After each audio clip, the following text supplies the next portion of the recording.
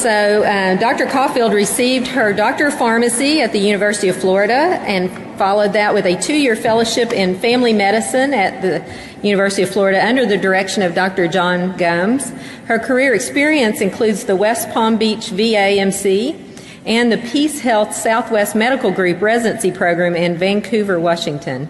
Currently, she's Associate Professor of Pharmacy Practice at Palm Beach Atlantic University's Lloyd L. Gregory School of Pharmacy, and she coordinates and teaches in the Neurologic and Psychiatric Pharmacotherapy series. She additionally maintains an ambulatory care practice site at a local safety net clinic. Please join me in welcoming her. As far as I'm concerned, and obviously this is going to be a bias, this is the coolest subject today. So let's have some fun with it. Okay, so I have no conflicts of interest to disclose, but I will tell you that I will be talking about off-label uses for medications. Psych is kind of a mystery, and so there tends to be a lot of using different agents for different conditions, and a lot of it is not necessarily supported by clinical trial. So learning objectives are, as in your slides, I'm going to go ahead and launch right in. So as you see, we're going to be looking at 6 different conditions. What I'm going to do with each of these is you have extra cases for my portion of the talk. I wanted you guys to have as many examples as possible. So let's go ahead and launch into this with schizophrenia. We have our first patient, who's a 24-year-old man with schizophrenia, who's not responded to therapeutic trials of fluphenazine and quetiapine. He is socially withdrawn and unable to care for himself. Although his hallucinations have decreased in severity, they continue to be troublesome. He speaks little. When he does, his speech is disjointed, bouncing from topic to topic without any logic. So we've got a couple different things to consider in this case. And first of all, I'd like you guys to take a shot at which antipsychotic you think is the best choice, whether you think it's aripiprazole, clozapine, haloperidol, or perfenazine. Okay, I'm seeing a lot of red, a few blues. So good. The red is actually the correct answer. So let's go into a couple concepts here. The first one is with regard to schizophrenia diagnosis. Now, this guy has a schizophrenic diagnosis, but you may wonder what goes into it. A couple years ago, we had the release of a new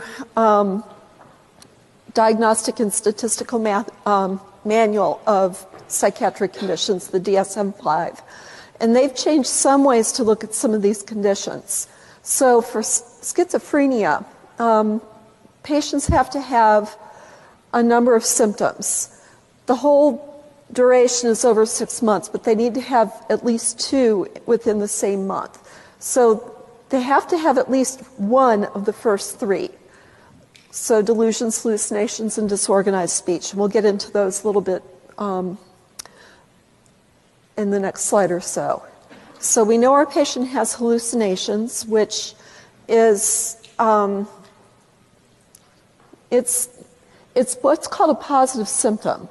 And that means that it's something there that shouldn't be. So these patients are seeing things that aren't there, hearing things that are not there. Sometimes they feel things that aren't there, like feeling like they have bugs on their skin.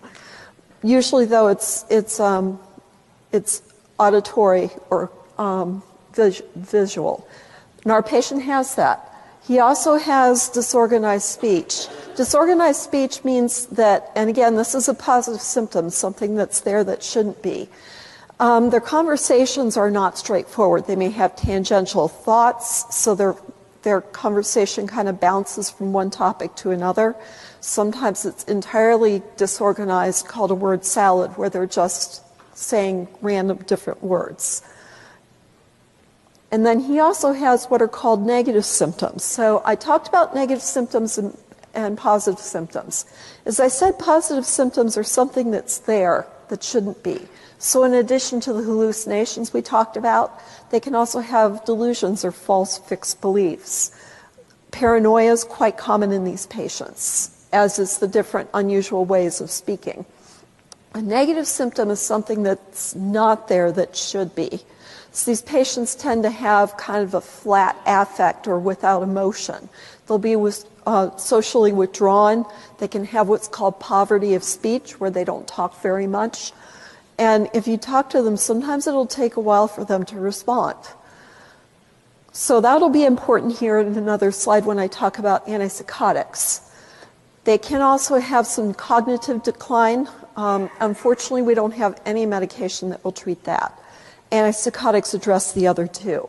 So moving on from schizophrenia diagnosis, which it's good to know what symptoms a patient has, so you know how to treat them. We have two classes of antipsychotics. So we have first generation antipsychotics and second generation. And the agent that pretty much shows that divide is clozapine. So before clozapine, the first generations or typicals were all that we had. They're pretty more a uniform class. You expect the same side effects from this class, and you can classify them into one of two classes. Low potency, like chlorpromazine or thorazine, which tend to have more anticholinergic effects. And then you have high potency antipsychotics like haloperidol. Those tend to have a little bit